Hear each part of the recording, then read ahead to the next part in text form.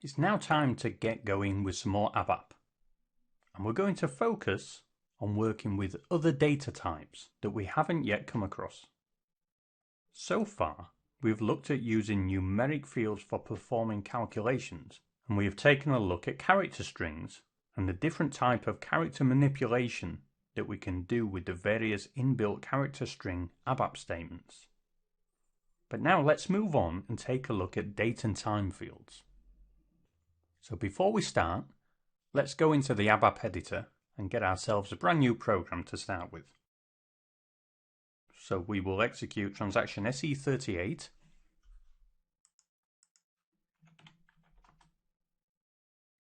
That's the previous program that we used when looking at character strings. So let's copy this.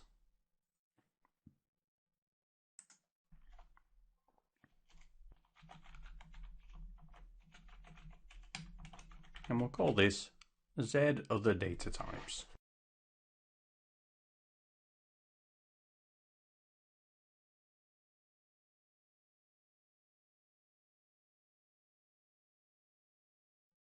Now it's been copied, we'll click the change button.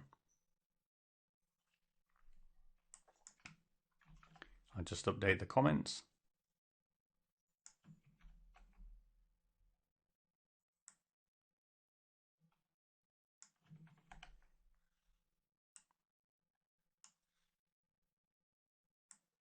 And let's get rid of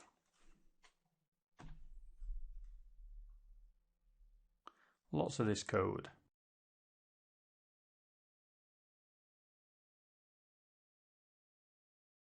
Date and time fields are not defined as numeric data types, but are instead defined as character data types. They are really just character strings that can be used in calculations. And this is made possible by the inbuilt automatic data type conversions that we have already discussed in a previous module. And just like any other data type, we use the data statement to declare these date and time fields. So if we focus first on the date field, we will use a data type of D, which is always defined as 8 characters, with the first 4 characters representing the year, the next 2 the month, and the next 2 the day. So we would write it, we give it a name, my date, type D.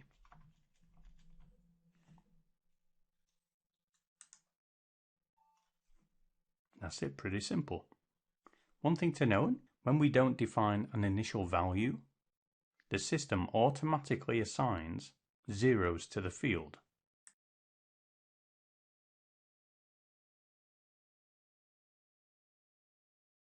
When you do want to assign an initial value, just like any other field, we use the value addition.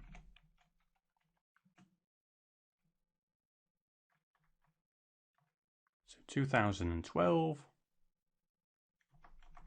0101. And don't forget, like any other field, we are not just limited to using the type statement.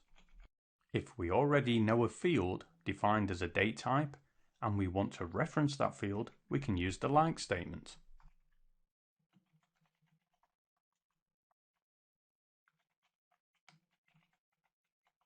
So what's this one? SYDatum? Well, this is a system variable that always holds the value of the system's date. So the myDate2 field, we're defining it the same as the SYDatum field.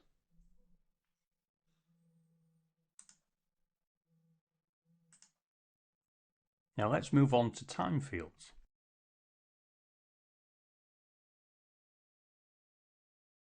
As you know, I don't like excessive typing.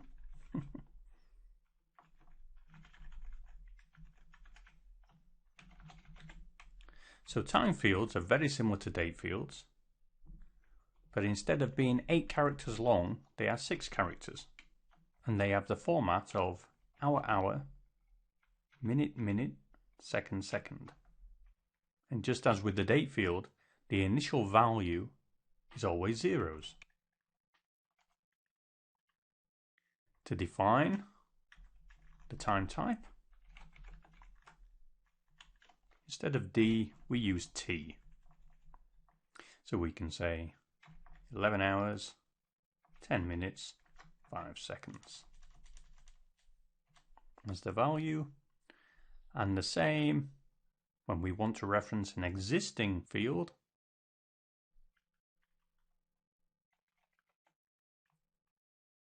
We will use the system time field, which is SY-UZEIT.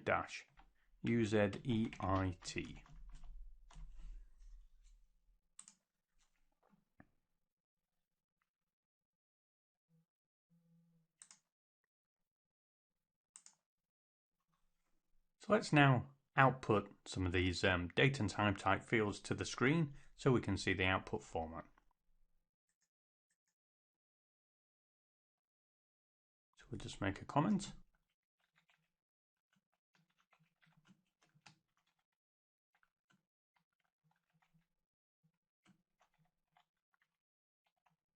And then we'll use the write statement with the chain command.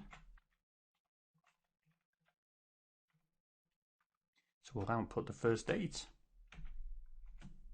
then on a brand new line, day number 2, and my time on a brand new line, and my time 2. And then we'll finish it with an underline statement.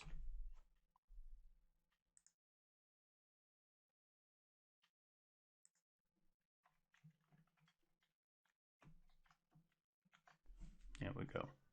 Run a quick check. Oops, a little problem. Let's go fix that. Oh, silly me. And the U line is a command all on its own.